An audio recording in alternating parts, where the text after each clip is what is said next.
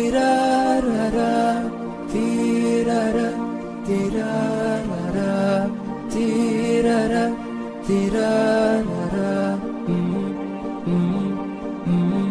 في غمرة بهجتنا هنوا يلا اللي تحبون، في حزتنا الأعياد وش باقي غير الأعياد. في غمرة بهجتنا هنوا يلا اللي تحبون، في حزتها الأعياد وش باقي غير الأعياد. والعيد شرف بالحب الله يحيي، ما دمنا مع بعضنا دامت مساعيد. والعيد شرف بالحب الله يحيي، ما دمنا مع بعضنا دامت مساعيد، دامت مساعيد.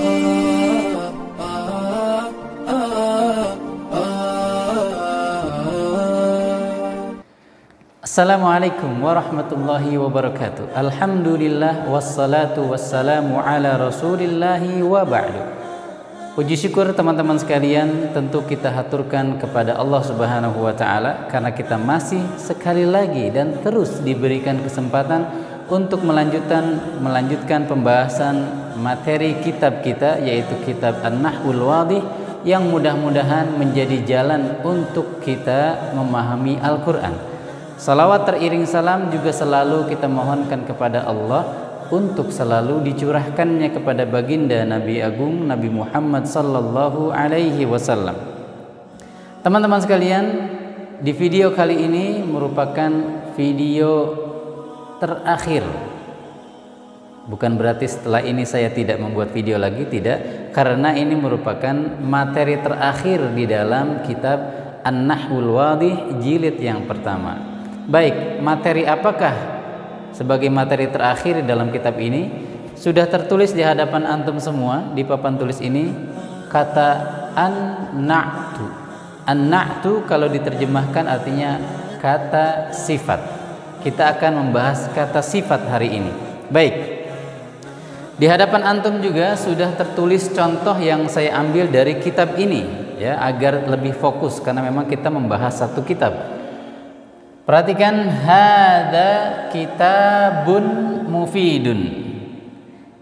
Buku ini berfaedah, memberikan manfaat, ya.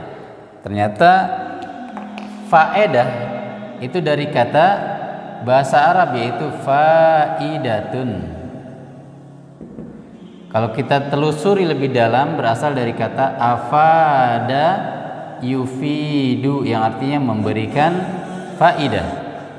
Ini kata bendanya, masdarnya. Baik, yang jadi fokus kita hari ini adalah kata mufid dengan harokatnya dan kata sebelumnya. Buku ini bermanfaat.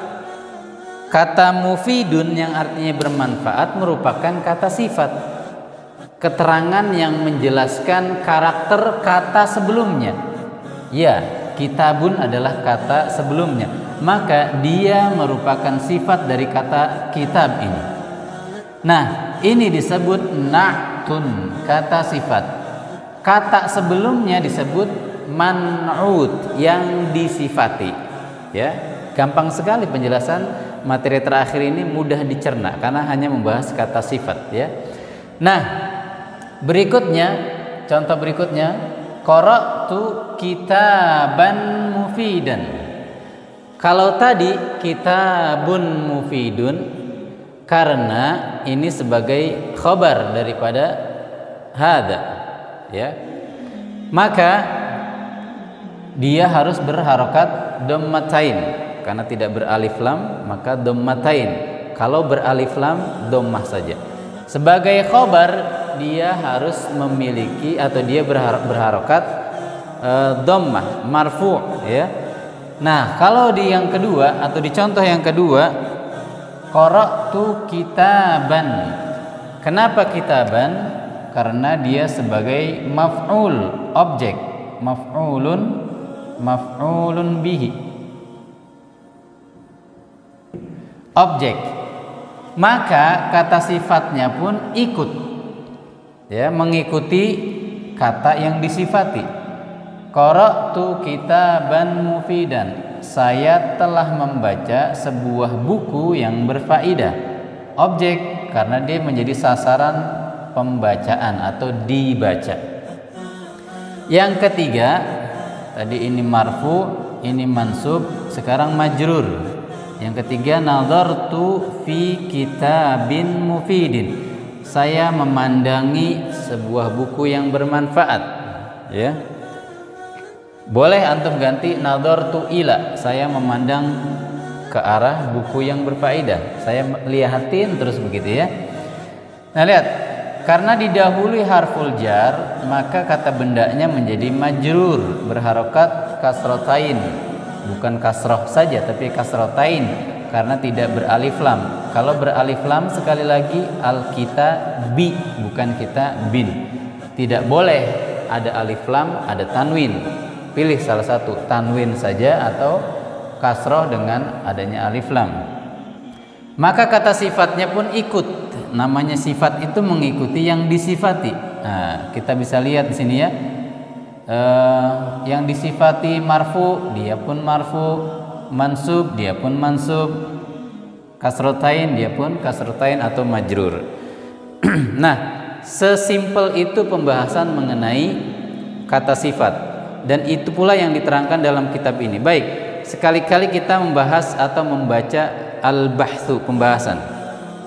Di halaman 82, kalau yang punya kitab ini silakan dibuka. Kullu kalimatin minal kalimati tsalatsa mufidun fasihun al-jamilah tan'atul ismal ladzi qablaha ay tadullu ala sifatin fihi walidzalika tusamma na'tan wa yusamma ismul ladzi qablaha man'utan. Setiap kata dari 3 kelompok, yang saya ambil hanya 1 kelompok ya, nanti silakan dibuka bukunya, yang dimana di setiap kelompok itu ada kata sifat yang berupa mufid, ini yang kita tulis. Kemudian juga ada fasih yang artinya lapang, luas. Kemudian ada kata sifat lainnya di kelompok yang ketiga, al-jamilah, indah atau bagus. Semuanya itu, ketiga kata tadi mensifati isim yang sebelumnya. Mensifati isim yang sebelumnya. Ya. Dan isim yang sebelumnya itu oleh karena dia mensifati, 3 kata itu karena mensifati kata yang sebelumnya, maka disebut kata sifat. Dan kata yang sebelumnya disebut man'ut, yang disifati. Wa idza ta'ammalta kullan na'tin min hadhihi an-nu'ut ats-tsalatsa wajadtahu yatba'ul man'uta fi raf'ihi wa nasbihi wa jarrihi. Dan kalau Anda perhatikan di 3 kelompok ya, 3 kelompok ini kata sifat tadi, Anda akan mendapati kata sifat tersebut mengikuti yang disifati dalam masalah rafa'nya, dhammah, dalam masalah nasabnya, mansub atau fathahnya, atau jarnya, kasrahnya. Fa kalimatu mufidun fil amthilati tsalatsa al-ula ja'at marfu'atan thumma mansubatan thumma majruratan. Kata mufid ini di kelompok pertama, 3 pertama ini dia akan mengikuti harokat yang disifatinya. Dia bisa marfu, mansub dan majrur. Taba'an karena mengikuti lil ismil mazkur qablaha, mengikuti kata yang disebut yang sebelumnya, yaitu kitab.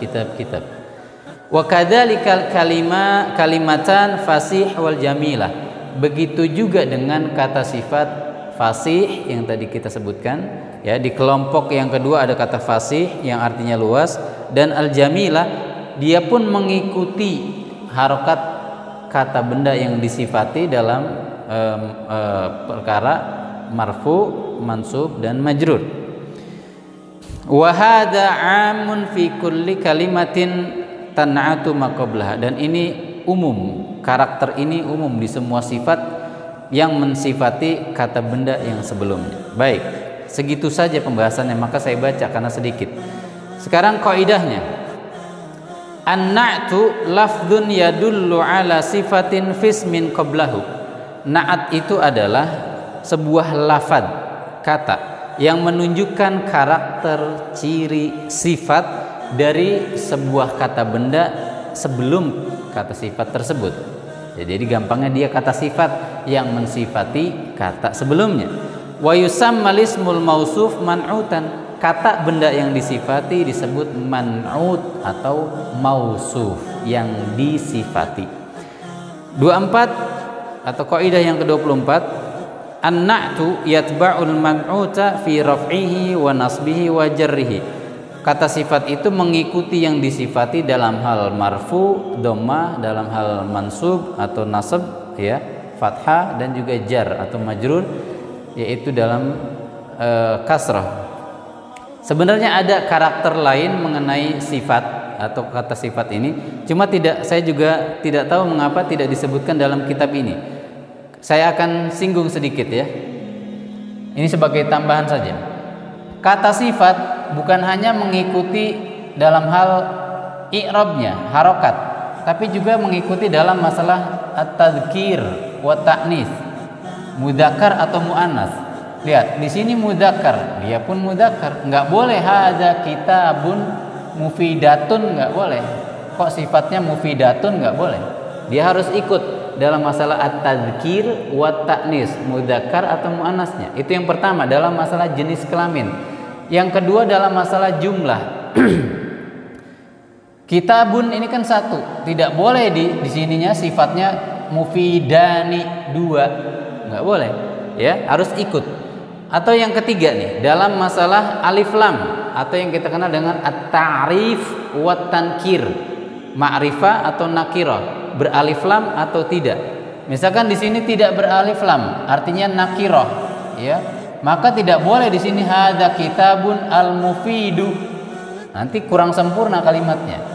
Itu sedikit tambahan dari saya. Jadi intinya kata sifat kalau menurut kitab ini yang disebutkan dalam kitab ini hanya mengikuti dalam masalah i'rab atau harokat seperti yang sudah kita terangkan. Kemudian saya tambahkan dia mengikuti, kata sifat ini mengikuti yang disifati dalam hal at-ta'rif wa tankir, alif lam atau tidak alif lam. Kalau kata bendanya beralif lam, dia harus ikut beralif lam. Kalau tidak, tidak. Yang kedua tadzkir wa ta'nis dalam masalah mudzakkar dan muannats. Kalau kata benda yang disifati mudzakkar, dia harus mudzakkar. Kemudian yang ketiga masalah jumlah atau mufrad, mutsanna atau jamak. Kalau kata bendanya tunggal, maka sifatnya juga harus tunggal. Begitu ya. Kalau dua, ya berarti juga harus dua. Kalau jamak, ya harus jamak atau dengan nanti ada pembahasan lain yaitu dengan tunggal tapi muannats. Kalau kata bendanya jamak taksir. Baik, kiranya itu saja yang dapat saya sampaikan. Mudah-mudahan bermanfaat dan menjadi sebuah amal jariyah bagi kita semua jika antum membantu kami untuk men-share ilmu yang sedikit ini dari kami. Dan sekali lagi kita ucapkan alhamdulillah, kitab jilid pertama sudah kita selesaikan. Assalamualaikum warahmatullahi wabarakatuh.